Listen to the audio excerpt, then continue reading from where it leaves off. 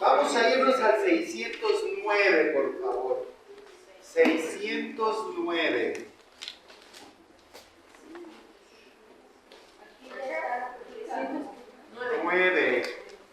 A ver quién ya lo tiene. Levante su mano. Sonia, por favor.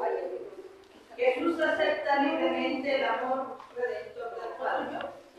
Jesús, al aceptar en su corazón humano el amor del Padre hacia los hombres, los amó hacia el extremo.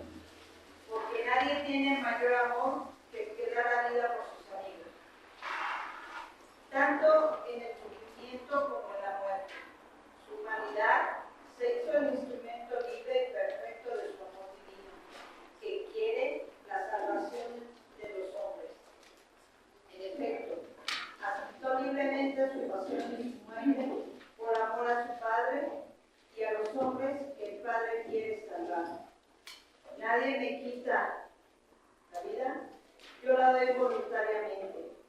De aquí la soberana libertad del Hijo de Dios, cuando él mismo se encamina hacia la muerte. Ok, entonces, bueno, Jesús acepta la muerte libremente. Si bien es cierto que el Padre lo entrega a la cruz, pero no es una entrega resignada, ¿verdad? Pues ya no me queda de otra, o obligada, ¿verdad? No. Jesús la acepta libremente. De hecho, es un acuerdo entre el Padre y el Hijo, es lo que el Padre y el Hijo desde toda la eternidad han hablado acerca de la muerte, de la cruz, ¿no? Es un acuerdo, son los dos que, mirando el pecado del mundo, han decidido que sea la cruz el medio de salvarlo. El Padre perdiendo al Hijo, el Hijo entregándose al Padre. Número 610. Rodrigo, por favor. Bienvenido de regreso. Dice, Jesús expresó de forma suprema la ofrenda libre de sí mismo en la cena tomada por los dos apóstoles, en la noche en que fue entregado. En la víspera de su pasión, estando todavía libre, Jesús hizo de esa última cena con los apóstoles el memorial de su ofrenda voluntaria al Padre, por la salvación de los hombres. Este es mi cuerpo que va a ser entregado por vosotros. Esta es mi sangre de la alianza que va a ser derramada por muchos para la remisión de los pecados. Bueno, ya desde la ocasión pasada les decía que todo eso de la muerte de Jesús es la Eucaristía, ¿verdad? Este párrafo es contundente y de hecho ya lo veremos más a fondo cuando ya lleguemos a la sección de los sacramentos, especialmente de la Eucaristía, pero hay que subrayar, ¿verdad? Jesús hizo de esta última cena con sus apóstoles el memorial de su ofrenda voluntaria al Padre. Es un memorial, es decir, como en ocasiones lo he dicho en misa, lo hemos platicado, Jesús quiso que así hiciéramos memoria de Él. Jesús sabe, y bueno, Dios sabe, ¿verdad?, lo importante que es la memoria en la vida de las personas. El ejercicio de la mente que recuerda. Ustedes, no sé si ustedes han tenido la oportunidad de ver el caso de alguna persona de Alzheimer. Si han tenido la oportunidad de ir viendo el deterioro de una persona, es terrible. Sobre todo ya en la última fase. No saben, no saben ni siquiera si se están quemando, qué tienen que hacer, si retirar la mano y es peligrosísimo, ¿verdad? En los últimos momentos del Alzheimer tienen que tener un cuidado 24 horas continuas. No, es peligrosísimo porque han olvidado todo, no saben qué hacer ni consigo mismo. Bueno, Por eso la memoria es tan importante. Hoy, en la ciencia, especialmente pues en la biología, sabemos la importancia de esto que se llama el ADN, ¿verdad?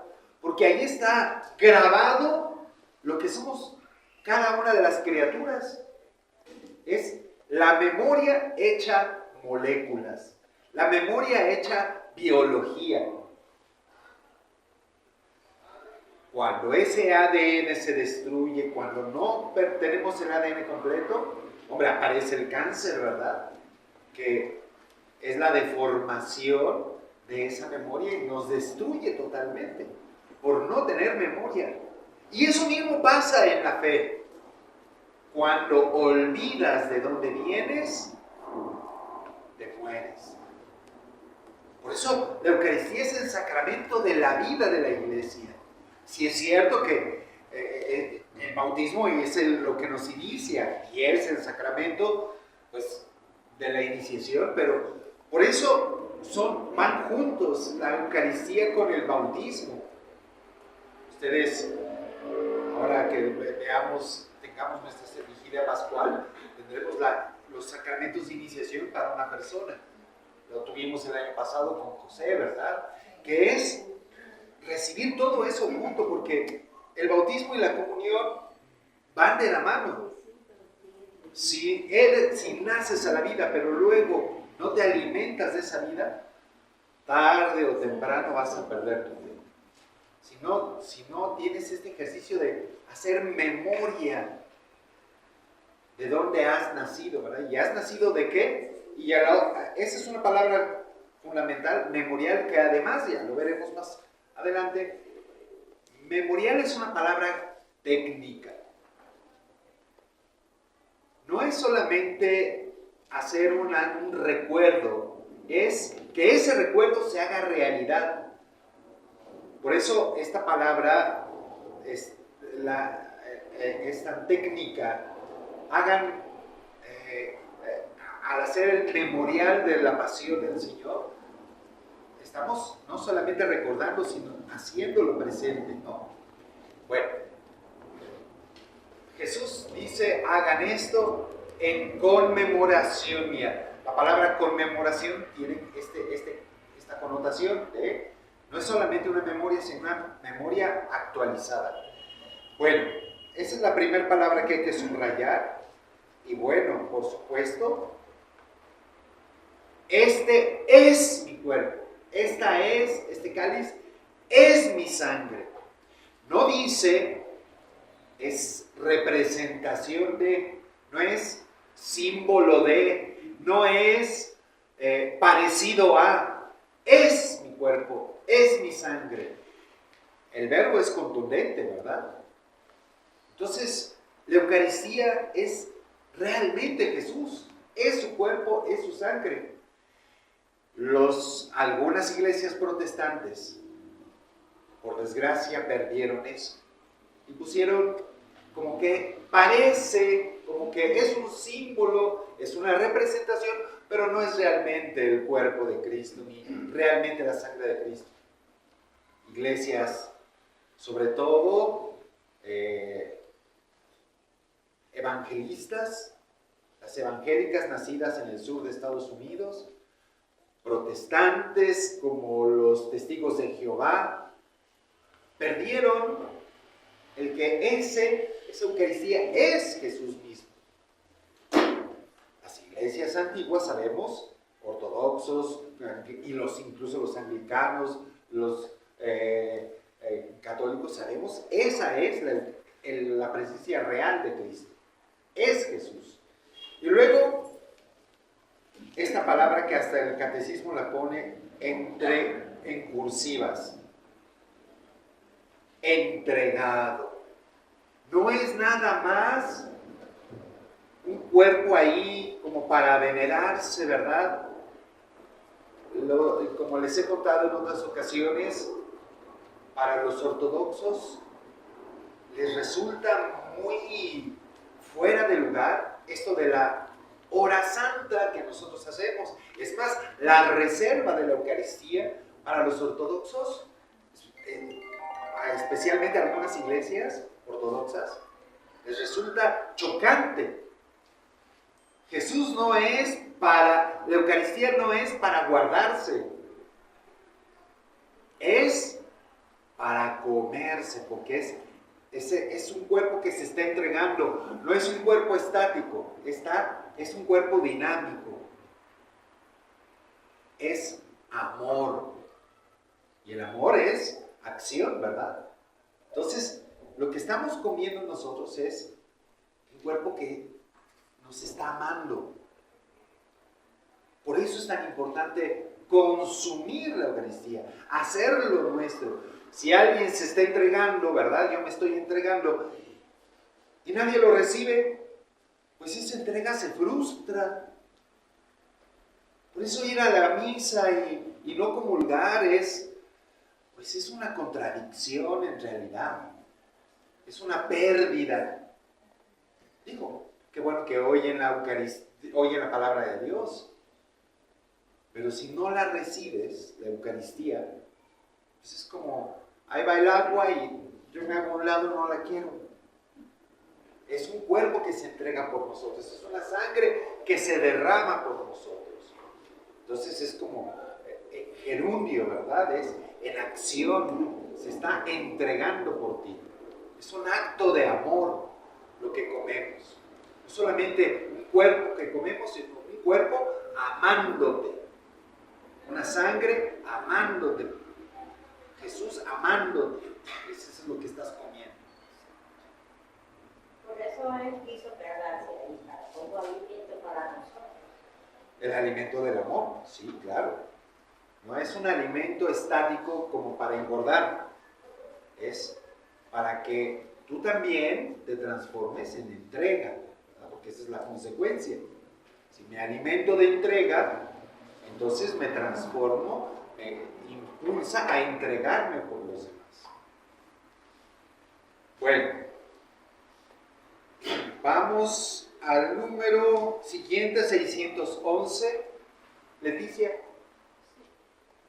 La Eucaristía que instituyó en este momento será el memorial de su sacrificio. Jesús invita a los apóstoles en su propia ofrenda y les manda perpetuarla. Así Jesús instituye a sus apóstoles sacerdotes de la nueva alianza. Por ellos me consagro a mí mismo, para que ellos sean también consagrados en la verdad. Bueno, lo que celebramos el Jueves Santo, ¿verdad? Celebramos el mandamiento del amor, que es ámense como yo los amo. O sea, este amor que yo les tengo a ustedes, llévenlo a los demás. Celebramos este cuerpo entregado y sangre derramada, la Eucaristía, y celebramos que Jesús instituyó un nuevo orden, un nuevo sacerdocio, que no tiene nada que ver con el sacerdocio del Antiguo Testamento, es totalmente nuevo. Y es el sacerdocio ministerial en la iglesia, ¿verdad? Bueno, vamos a pasar al número 614, por favor.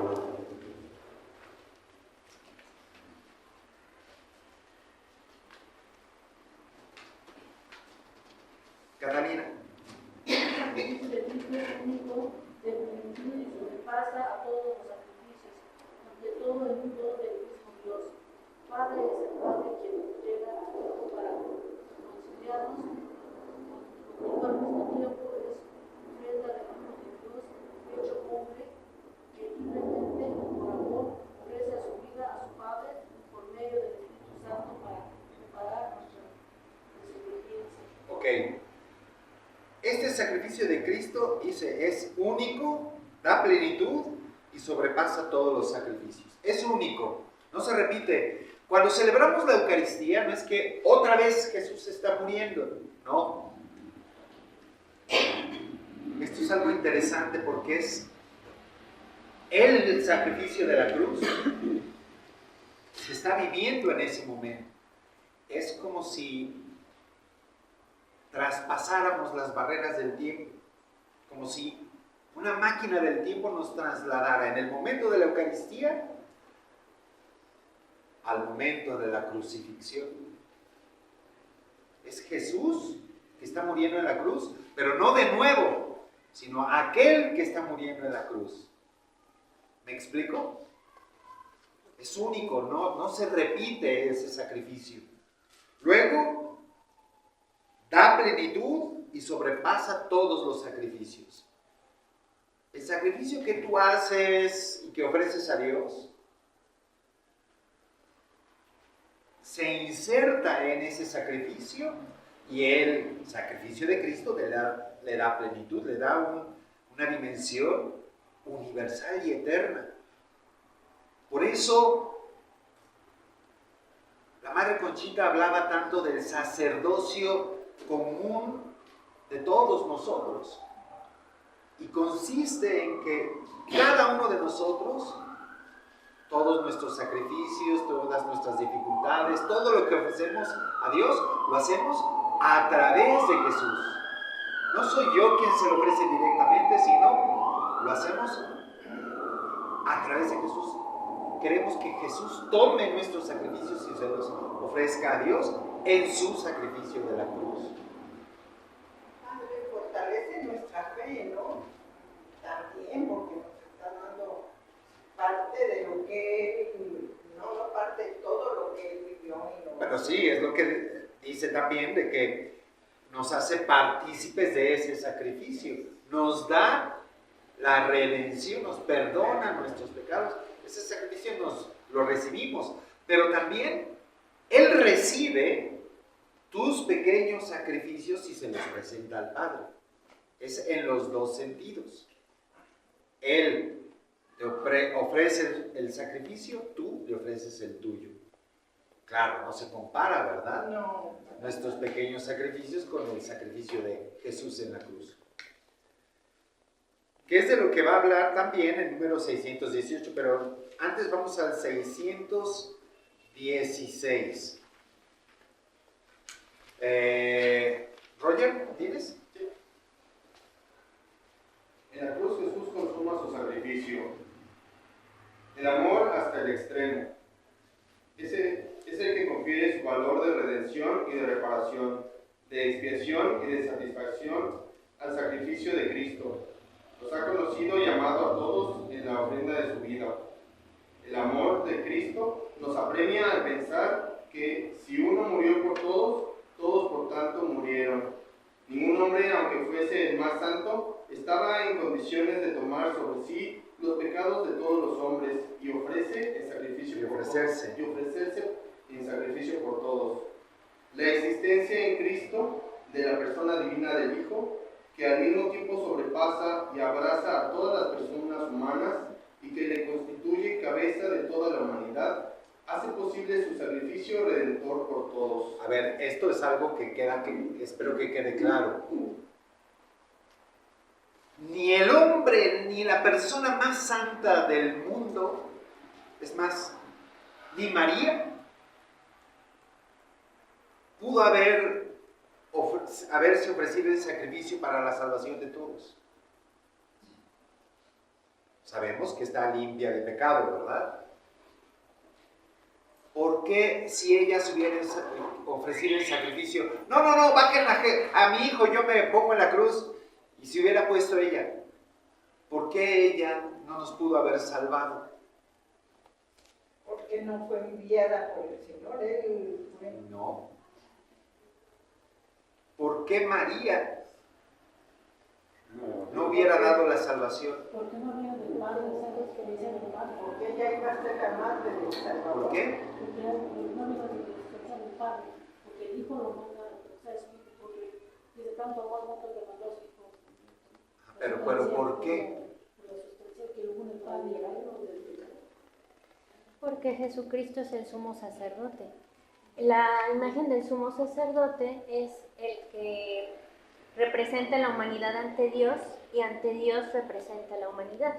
Sin embargo, la carta a los Hebreos nos enseña que Cristo como sumo sacerdote bajo la orden de Melquisedec no es impuesto como se hacía en la época de Aarón y los Sí, demás pero sacerdotes. ¿de dónde nace su sacerdocio? ¿Cuál es la Del esencia? sacrificio redentor de la cruz y de su encarnación. De su, Encarnación. o sea, ¿qué es lo que lo hace distinto a María? ¿Eh? su encarnación del Padre. Reencarnación del Padre, no, por favor. Ese es una herejía. Porque es Dios, es el Hijo de Dios. A diferencia de María, María no es Dios. La muerte de María es una muerte humana, nada más. Por muy inmaculada y santa que sea, es una muerte humana. No tiene un alcance eterno y universal. En cambio, la muerte del Hijo de Dios es la muerte de Dios. Es Dios mismo el que está muriendo en su segunda persona. Y eso es lo que le da un alcance redentor para todos, todo el género humano. ¿Ok? Que quede bien claro eso. ¿Sale? Y bueno, ya nada más rápidamente el número 618 para concluir. Martita. Nuestra participación en el sacrificio de Cristo. La cruz es el único sacrificio de Cristo, único mediador entre Dios y los hombres. Pero, ¿por qué en su persona divina? Pero porque es su divina persona encarnada. Se ha unido en cierto modo con todo hombre. Él ofrece a todos la posibilidad de que en la forma de Dios solo conocida se asocien a este misterio pascual. Él llama a sus discípulos a tomar su cruz y a seguirlo, porque Él sufrió por nosotros, dejándonos ejemplo para que sigamos sus huellas. Él quiere, en efecto, asociar a su sacrificio redentor a aquellos mismos que son sus primeros beneficiarios. Eso lo realiza en forma extensa en su madre, asociada más íntimamente que nadie al misterio de su sufrimiento redentor. Ok, entonces, lo que decíamos, ¿verdad? Jesús no solamente ofrece este sacrificio para nosotros, sino también quiere que nosotros le ofrezcamos los sacrificios. Y de alguna manera, Él puede asociarlos a su sacrificio porque finalmente es un ser humano como nosotros, comparte nuestra naturaleza. ¿Cómo le hace Dios para que mi sacrificio quede incluido en el de Cristo? Bueno, pues es un problema suyo, ¿no? Pero lo hace. En Él están todos nuestros sacrificios cuando los ofrecemos a Dios por el Hijo, ¿no? Al Padre por el Hijo. Bueno, terminamos todo lo que es este aspecto de la muerte. Como ustedes podrán ver, el catecismo hace una profunda reflexión sobre esto que es el misterio de la muerte de Cristo. Ahora vamos al siguiente artículo de fe. Jesucristo fue sepultado. Padeció por nosotros, fue sepultado. Y,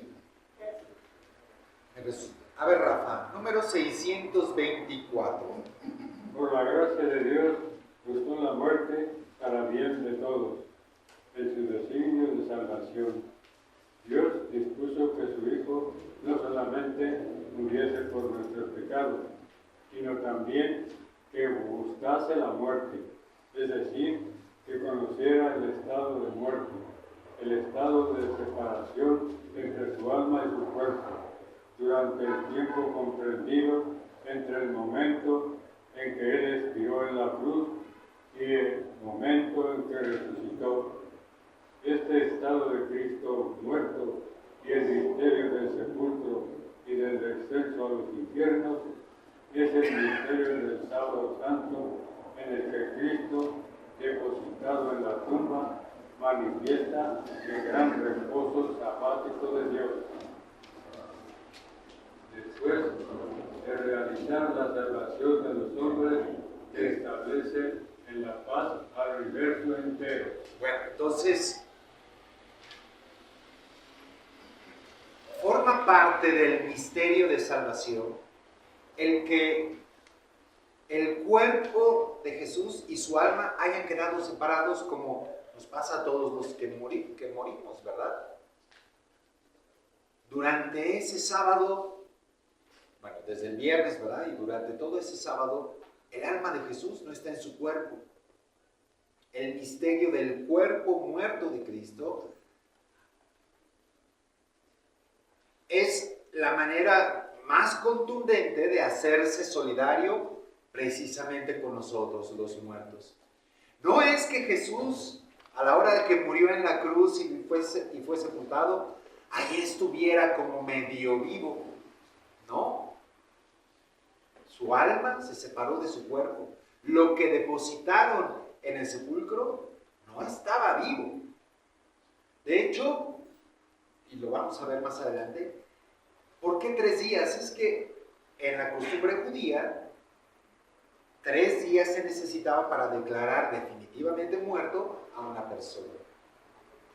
Hoy en día incluso los médicos saben que durante los primeros minutos de la muerte hay la posibilidad de regresar a las personas, y lo hemos oído, ¿verdad? Personas que son declaradas muertas y que reviven, y hasta nos cuentan muchos de ellos, no, pues yo vi una luz, no, pues yo oí unas palabras, no, yo oí unos coros celestiales. Bueno, lo que la mente se imagina es mucho, ¿verdad?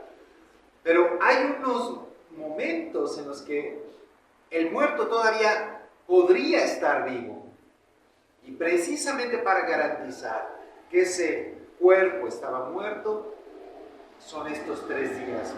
Por eso no resucitó inmediatamente después. Tenía que constatarse la muerte, la separación. ¿Ok? Vamos a saltarnos al número 627. Marta, por favor. La muerte de Cristo fue una verdadera muerte en cuanto que puso fin a su existencia humana terrena, pero a causa de la unión que la persona del Hijo conservó con su cuerpo, este no fue un despojo mortal como los demás, porque no era posible que la muerte lo dominase. Y por eso la virtud divina preservó de la corrupción al cuerpo de Cristo. De Cristo se puede decir a la vez, fue arrancado de la tierra de los vivos, y mi carne reposará en la esperanza de que no abandonarás mi alma en la mansión de los muertos, ni permitirás que tus actos experimenten la corrupción. La resurrección de Jesús al 3er día era el signo de ello también, porque se suponía que la corrupción se manifestaba a partir del 4º día. Bueno, entonces, a pesar de la muerte, y en contraste con lo que vivimos los seres humanos todos, Dios quiso preservar a este cuerpo de la corrupción. Nosotros, inmediatamente después de que nuestro organismo deja de suministrar oxígeno y sangre a nuestro cuerpo, pues las bacterias empiezan a descomponerse, ¿verdad? Y sabemos que algunos desde pronto ya empiezan a oler mal. Jesús no. A pesar de que sí estuvo muerto y su cuerpo se separó de su alma, Dios no permitió que experimentara la corrupción. Es palabra de Dios. Ahí lo dice, ¿verdad? Lo dice el libro de los Hechos de los Apóstoles, en el capítulo 2, ¿verdad? Entonces, a pesar de que murió, no experimentó la corrupción su cuerpo. Vamos a uno de los artículos más impresionantes del credo. Descendió a los infiernos. Número 632. Reina, por favor. Las frecuentes afirmaciones del Nuevo Testamento, según las cuales Jesús resucitó de entre los muertos, presuponen que antes de la resurrección permaneció en la morada de los muertos. Es el primer sentido que dio la predicación apostólica al descenso de Jesús a los infiernos. Jesús conoció la muerte como todos los hombres y se reunió con ellos en la morada de los muertos, pero ha descendido como Salvador proclamando la buena nueva a los espíritus que estaban allí detenidos. Bueno, entonces, aquí tenemos un acontecimiento que no está profeso, narrado en los evangelios, que haya descendido a los infiernos, pero sí que está en el dogma de nuestra fe. Jesús descendió al lugar de los muertos. Y nosotros asociamos ese lugar de los muertos, con los infiernos. ¿Cómo es que se da este salto? La verdad, yo no sabría explicarles. ¿Cómo cambiamos de darle el descendió al lugar de los muertos a descendió a los infiernos? ¿Quién sabe? Pero para poder entender bien este acontecimiento, esto es importante, hay que tener en cuenta que el lugar de los muertos, sea el infierno o no sea el infierno, el lugar de los muertos es un lugar de las almas, no de los cuerpos. No es algo de la materia cósmica, sino está más allá de la materia cósmica. Por lo tanto, no incluye el tiempo ni el espacio. Ese lugar de los muertos, o si quieren ustedes llamarlo el infierno, no tiene tiempo, es como el cielo y la eternidad. Hay un antes y después en el cielo, todo es presente. Pues lo mismo sucede en el infierno. No hay un antes ni un después. Esto es lo primero que tenemos que entender. Las categorías del tiempo y del espacio desaparecen más allá de este cosmos. Sabemos, o así lo entendemos, que el tiempo y el espacio son propios de esta creación. La materia, el tiempo y el espacio. Más allá no hay tiempo. ¿Quiénes están en ese lugar de los muertos?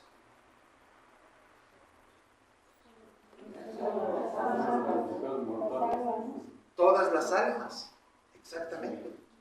Los que estará el alma de Moisés, está el alma de Isaías, de Adán y de Eva, está el alma de Juan el Bautista,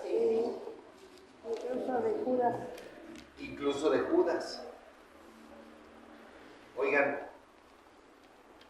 ¿y estaba el alma de Hitler? ¿Estaba el alma de la Madre Teresa de Calcuta? No hay tiempo y no hay espacio. No podemos separarlos, ¿verdad? Es que estaban todos los muertos antes de Cristo.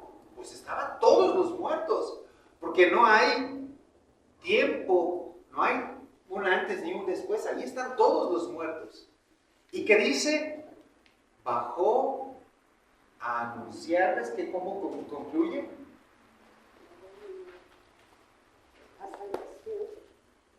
Pero ha descendido como Salvador, proclamando la buena nueva a los espíritus que estaban allí detenidos.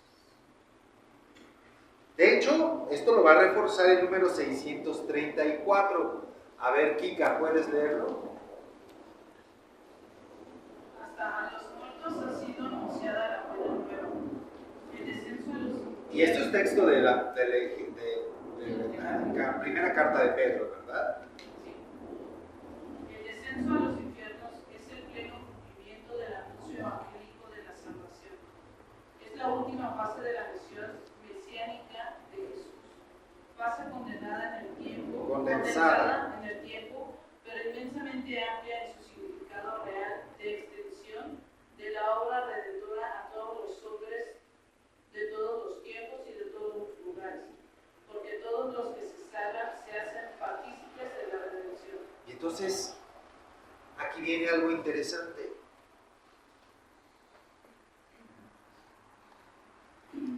Se ha dicho en muchas ocasiones, de hecho es un dogma de fe, extra ecclesia nulla salus, que es una expresión latina que dice, fuera de la iglesia no hay salvación.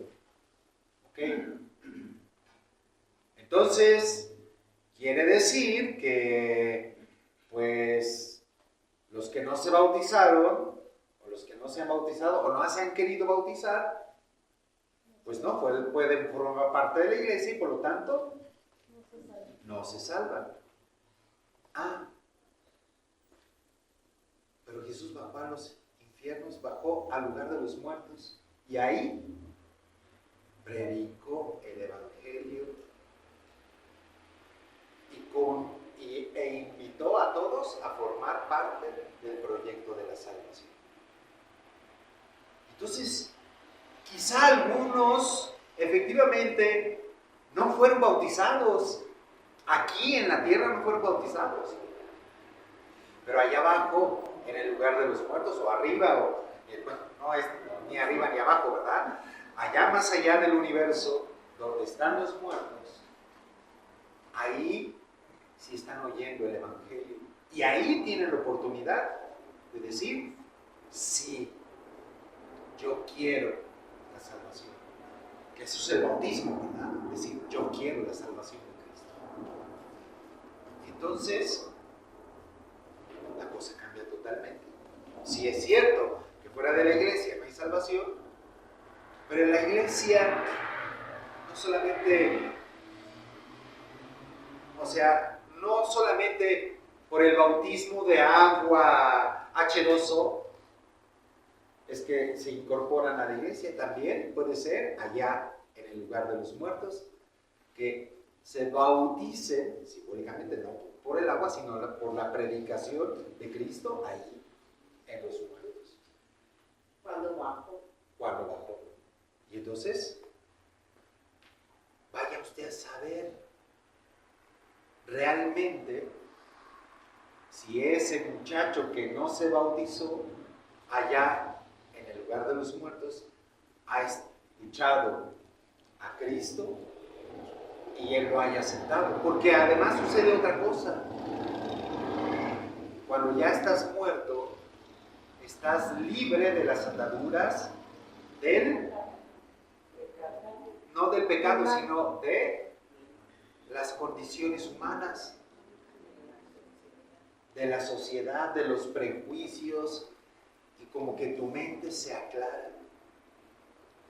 Entonces, hay la posibilidad de aceptar a Cristo más fácilmente. No lo sabemos, esto es una hipótesis. Pero por eso ni siquiera podemos decir que Hitler está condenado, porque allí en el lugar de los muertos puede ser que Hitler haya escuchado el evangelio ya con toda claridad y arrepentido, haya aceptado la salvación de Cristo. ¿Ok? Sí, padre, fíjese que en una de nuestras clases, con respecto al bautismo, precisamente con el sacerdote, y estamos hablando de las personas que morirán sin bautizarse.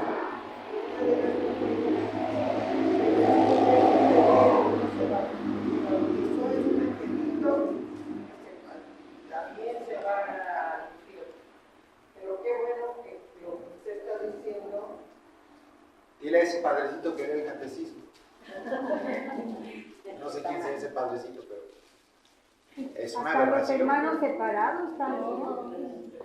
Todos, hasta el más ateo de los ateos y el más maldito de los malditos, en el lugar de los muertos está escuchando a Cristo directamente predicarles la buena nueva. Ya no soy yo el que predica, ya no es la madrecita del convento la que predica, ya no es la catequista la que predica, es el mismísimo Jesús el que está predicando. ¿Habrá quien se le resista? No sé. Me parece que no. Me parece que no. Pero, bueno, para que nadie los venga a espantar con el infierno, por favor. Sobre todo este tipo de casos de aberraciones de que se van al infierno. De hecho, la doctrina ortodoxa anterior decía se van al limbo. Pero ya también Benedicto XVI acabó con la doctrina del limbo. Es una elucubración. ¿Y el purgatorio?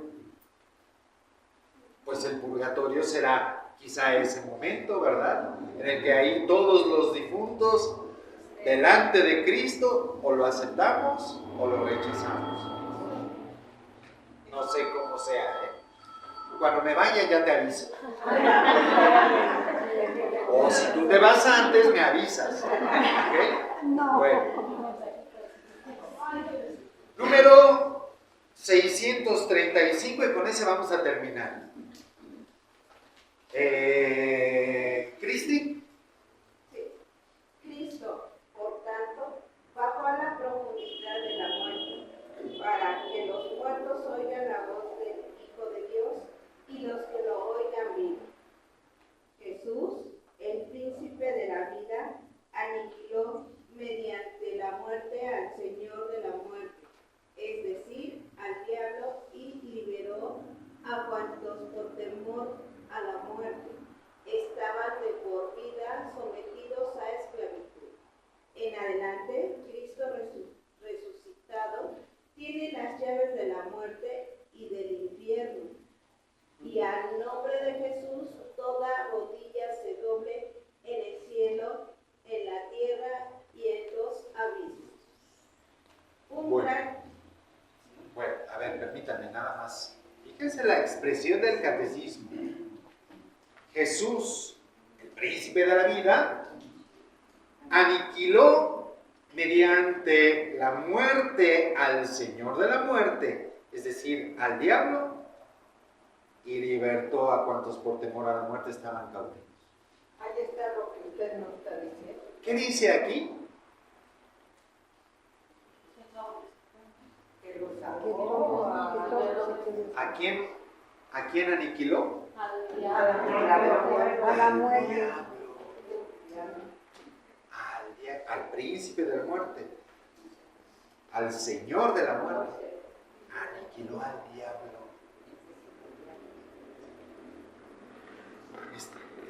¿Está vivo el diablo? No. ¿Pero qué dice aquí? Y no es el catecismo, es la carta a los hebreos el que está hablando. Jesús aniquiló al diablo. Así es que...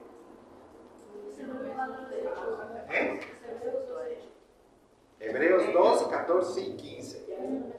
Váyanse a su Biblia y busquen. La Biblia dice que Jesús acabó con el diablo. Y yo por eso cuando me dicen que se les apareció el diablo, digo, pues... A mí me habían dicho que ya se había muerto, pero bueno, ok. Vamos a terminar con este texto precisamente. En adelante, Cristo resucitado tiene las llaves de la muerte y del infierno. Ya no es el diablo el que tiene las llaves, es Cristo. Y al nombre de Jesús toda rodilla se doble en el cielo, en la tierra y en los abismos. Y viene este texto que no sé si lo reconocen. A ver, ¿alguno de ustedes lo reconoce ese texto? Léanle tantito en voz baja. Sí, ese para chiquito para abajo. Está en letras chiquititas.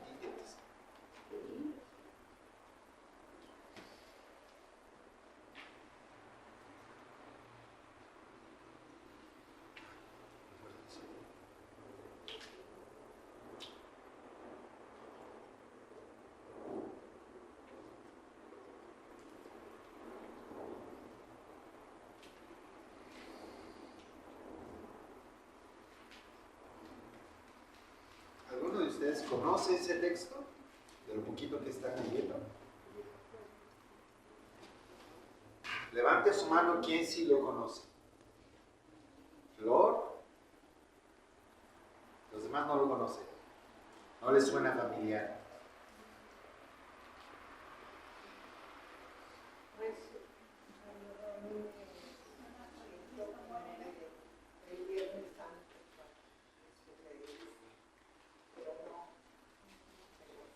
Dice Rosy que el Viernes Santo se lee eso. ¿Alguien más? Pues bueno, a ver, Flor, ¿tú de qué lo conoces? De la vigilia pascual. De la vigilia pascual. ¿En qué momento de la vigilia pascual? El sábado santo, antes de que celebramos la resurrección, decimos el Rey duerme. Estamos rememorando justamente esa separación del cuerpo y el alma de Cristo. No. A ver, en la liturgia de las horas, a ver, ¿quién ha oído hablar de la liturgia de las horas? Ahí ya son varios, ¿verdad? Esta es la liturgia de las horas. Este es uno de los 4 tomos de la liturgia de las horas en su versión completa. Hay otras versiones reducidas. Hay una versión que está en un solo tomo y hay una versión que está en un librito chiquito que dice para los fieles, ¿verdad? Pero la versión oficial es esta en 4 tomos. Y es la oración oficial de la iglesia, es la oración que oficialmente rezamos los sacerdotes y los diáconos y los obispos y las personas de vida religiosa, ¿verdad? Pero que también puede rezar cualquier otro.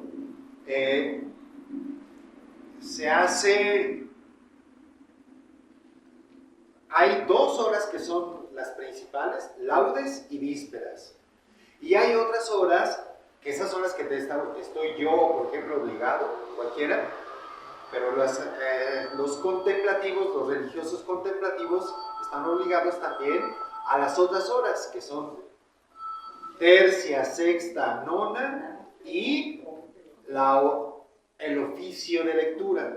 Y las completas, bueno, esas no están obligatorias. Y el oficio de lectura. El oficio de lectura del Sábado Santo tiene este texto, ese que está ahí, que ustedes están leyendo. Y sí lo conocen, porque yo el año pasado lo utilicé, lo hicimos después del Via Crucis. Yo lo leí, bueno, no sé si yo o alguien, pero lo leímos. Vamos a volverlo a leer para que conozcan bien y por favor pónganle atención. Es uno de los textos más bellos que tiene la iglesia en su haber. Mira que se ha escrito muchas cosas. ¿Lo tienes tú ahí, en tu PDF? ¿Sí? ¿Todo completo? ¿O nada más el que viene en el...? No, el que viene ahí. Ah, bueno. Te pido de favor que lo leas. Escúchenlo con atención. Está hasta abajo de esa página. ¿Qué es lo que pasa ahora? Ajá. Es el texto que está aquí. Ese es un pedacito. Ahora vamos a leerlo el texto completo. Dice, el descenso del Señor a la región de los muertos. ¿Qué es lo que pasa? Un gran silencio se cierne hoy sobre la tierra. Un gran silencio y una gran soledad. Un gran silencio, porque el Rey está durmiendo. La tierra está temerosa y no se atreve a moverse, porque el Dios, hecho hombre, se ha dormido y ha despertado a los que dormían desde hace siglos. El Dios, hecho hombre, ha muerto y ha puesto en movimiento a la región de los muertos. En primer lugar, va a buscar a nuestro primer padre, como a la oveja perdida. Quiere visitar a los que yacen sumergidos en las tinieblas y en las sombras de la muerte. Dios y su Hijo van a liberar de los dolores de la muerte a Adán, que está cautivo, y a Eva, que está cautiva con él. El Señor hace su entrada donde están ellos, llevando en sus manos el arma victoriosa de la cruz. Al verlo, Adán, nuestro primer padre, golpeándose el pecho de estupor, exclama, dirigiéndose a todos, mi Señor está con todos vosotros. Y responde Cristo a Adán, y con tu espíritu.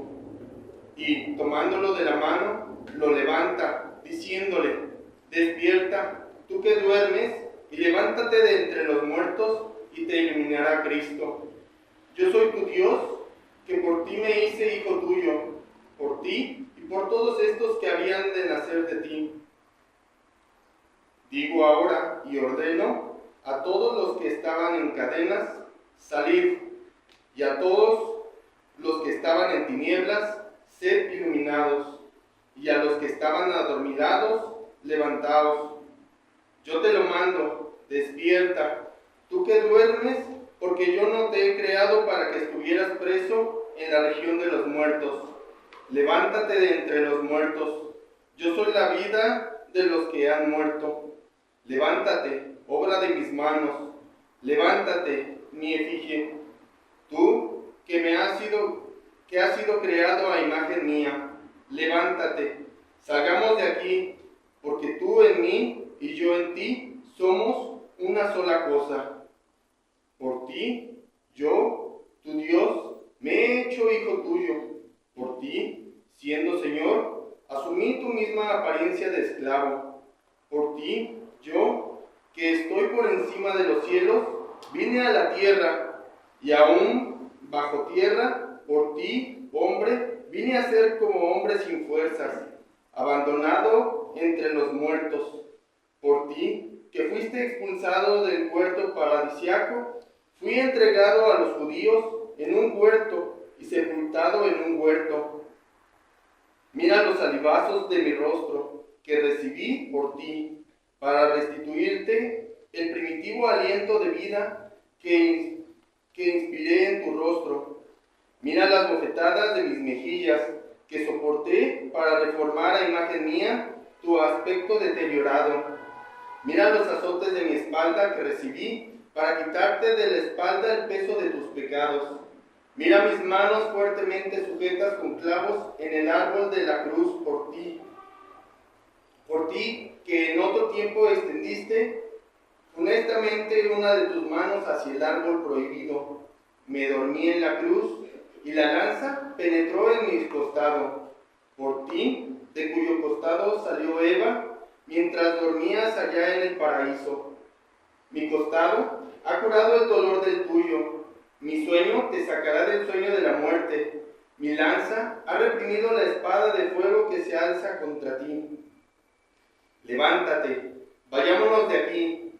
El enemigo te hizo salir del paraíso. Yo, en cambio, te coloco no ya en el paraíso, sino en el trono celestial. Te prohibí comer del simbólico árbol de la vida. Mas he aquí que yo, que soy la vida, estoy unido a ti. Puse a los ángeles a tu servicio para que te guardaran. Ahora hago que te adoren en calidad de Dios. Tienes preparado un trono de querubines. Están dispuestos los mensajeros. Construido el tálamo. Preparado el banquete. Adornados los eternos tabernáculos y mansiones. A tu disposición el tesoro de todos los bienes. Y preparado desde la eternidad el reino de los cielos. Esa es esa homilía, que es la que leímos el Viernes Santo del año pasado y que vamos a volver a leer porque sintetiza y armoniza todo lo que es la salvación, desde Adán hasta Jesús que da su vida por nosotros, ¿verdad? Un texto que, les digo, a mí me parece de lo más bello que tenemos en la liturgia. Y ahí está todo lo que nos explicó Padre. Es del Sábado Santo, oficio de lectura del Sábado Santo. Si tienen la liturgia de las horas en sus 4 tomos, como don Rafa y como su servidor, ahí lo van a encontrar.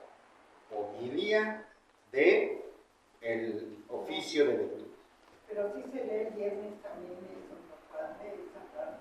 No, esto es en la liturgia de las horas. No está en la liturgia del trido pascual. Está en la liturgia de las horas.